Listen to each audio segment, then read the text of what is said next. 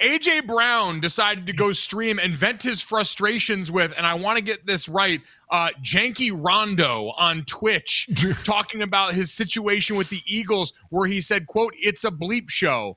How you been? I'm struggling." So how, in your estimation or indications you've gotten, how dire is it right now behind the scenes for him in this Eagles offense? I'm going to say AJ probably let his guard down, right? And shared the way he feels. And the problem I'm having, I think, with this AJ Brown story is there are a lot of people, I think, that are fans of the Eagles who are in denial about what's happening. They don't want to face the reality that this team can be winning, and beat really good teams, yet have a wide receiver and one of their best players on offense be upset and actually pretty miserable. He has told us that, right? Through his captions, through his body language. It's not a secret in football that A.J. Brown is unhappy playing in the current Eagles offense because he wants to be part of it more frequently, all 4 quarters, not just when they need him. And I think he even used the caption that way. Here's the problem. The trade deadline is over. It's past.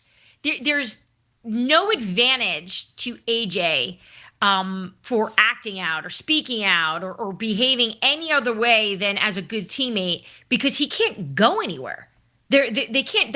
The time has passed. I wonder, looking back on it, if he is this unhappy, and he was, maybe he should have spoke up.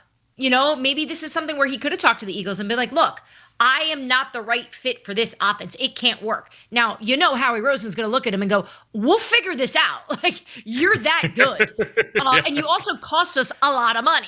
So, look, this is going to be a situation to watch. Now, that being said, it is mid-November. This is an organization that doesn't really care that much about October and November. They are so focused on what this team is going to look like and be late December, early January. So much can change between now and then in terms of what this offense can turn into, and AJ could possibly get fed the ball more. But I do think this is a little different than what we saw last year, because what works for AJ Brown, the passing game opens when Saquon Barkley runs well. When they can protect up front and they're healthy and Saquon can take off, everything else changes. They become dynamic. But if Saquon struggles or isn't finding the gaps, the holes that we're used to him finding like we saw all of last year, I don't know how much they're going to rely on this deep ball game. And that's where we're going to find a problem. And that's where Devontae Smith is, as we're seeing, getting the ball more. Like, I don't even see A.J. Brown and Jalen talking on the field that much, the way you're used to seeing them communicate. So, look, I'm curious, actually. I'm like, excited to see how Nick Sirianni is going to manage this, because I don't think it's going to be an easy one. Yeah, defenses are now loading up to stop Saquon Barkley. The O-line has been nicked up as well, certainly hurt the running game from number 2 last year to number 21 this year.